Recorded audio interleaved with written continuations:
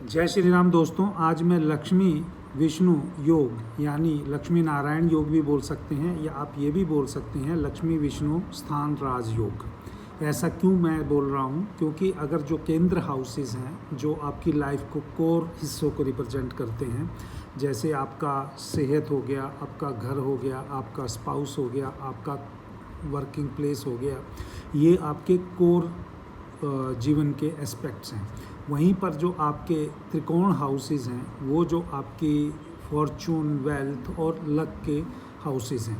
तो इस तरीके से जब इनका संबंध बनता है, यानी कोर हाउसेस का, और जो कोर हाउसेस जो रिप्रेजेंट करते हैं विष्णु स्थान से, और जो त्रिकोण हाउसेस हैं जो लक, फॉर्चून और वेल्थ को रिप्रेजेंट करते हैं, उनका स्वामी अगर किसी भाव में बैठ जाए, तो एक साथ बैठ जाए, दोनों भाव का स्वामी एक साथ बैठ जाए, तो वहाँ पर ये योग एक्टिवेट होता है, जिसको हम बोलते हैं लक्ष्मी विष्णु स्थान राजयोग।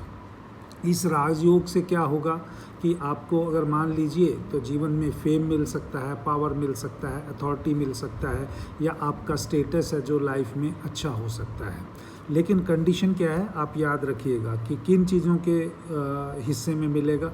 कि मान लीजिए अगर केंद्र के हाउसेस हैं वो आपकी लाइफ के कोर हाउसेस हैं, तो आपका ये अगर मान लीजिए त्रिकोण का स्वामी और केंद्र का स्वामी किसी केंद्र के हाउस में बैठा है, तो यहाँ पर आपको कोर एस्पेक्ट्स ऑफ लाइफ में ही आपका ये स्टेटस इंक्रीज होते हुए दिखाई देगा। लेकिन अगर ये विशेष रूप से बहुत स्ट्रॉन्ग कॉम्बिनेशन बन जाता है, जब केंद्र का स्वामी और त्रिकोण का स्वामी किसी त्रिकोण में ही बैठे, तो ये ज़्यादा फ्रूटफुल मैंने होते हुए देखा है। तो इस चीज़ का मैं आपको एग्जांपल देता हूँ। मान लो 7 नंबर की कुंडली है। 7 नंबर की कुंडली का मतलब हो गया उसका जो अपोजिट हाउस है, वो जो वहाँ पर मार्स है, मतलब 1 नंबर की मेष राशि का आएगा सप्तम भाव में। तो सप्तम भाव में मान लो मंगल बैठा, सप्तम भाव का स्वामी मंगल है और सप्तम भाव में बैठा है।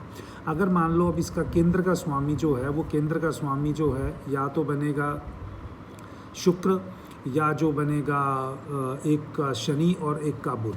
तो अगर मान लीजिए अगर इनके तीनों प्लैनेट, यानी अगर शुक्र और शनि और इधर से बुध अगर सप्तम भाव में बैठे हों, तो ये जो जातक है या जातिका है, इसको सब कुछ जो मिलेगा, कोर लाइफ की जो चीज़ें हैं, वो इसके हस्बैंड के द्वारा मिलती हुई या इसके पत्नी के द्वारा मिलती हुई आपको दिखाई देंगी।